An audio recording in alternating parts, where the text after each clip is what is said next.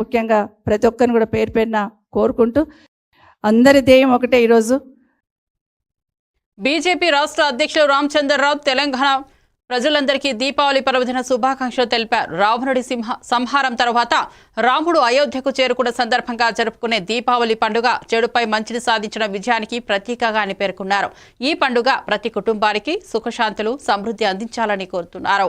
ఈ సంవత్సరం దీపావళి ప్రత్యేకమైందని ప్రధాని నరేంద్ర మోదీ తీసుకొచ్చిన జీఎస్టీ 2.0 సంస్కరణలతో గృహోపయోగాలు మరియు సరసమైన ధరలకు అందుబాటులోకి వచ్చాయని చెప్పారు.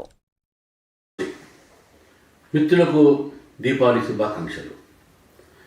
అధర్మంపై ధర్మం గెలిచిన రోజు, అసత్యంపై సత్యం గెలిచిన రోజు, రాముడు వనవాసం చేసి తిరిగి వచ్చిన రోజు, కృష్ణుడు అధర్మంపై విజయం సాధించిన రోజు దీపావళి మనందరం జరుపుకుంటున్నటువంటి పండుగ.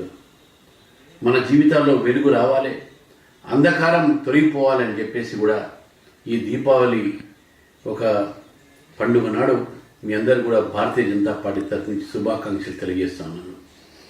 ముఖ్యంగా నరేంద్ర మోదీ గారు ఈరోజు భారతదేశ ప్రజల్లో ఒక దీపావళి కానుగ్గా చిరునవ్వుతోని మనందరం కూడా ఉండాలి అనేటటువంటి ఒక ఆలోచనతో జీఎస్టీ తగ్గించడం జరిగింది. Goods and service taxes good and simple ట్యాక్స్గా మార్చినటువంటి నరేంద్ర మోదీ గారికి ప్రత్యేకమైనటువంటి దీపావళి సందర్భంగా వారికి ధన్యవాదాలు, శుభాకాంక్షలు.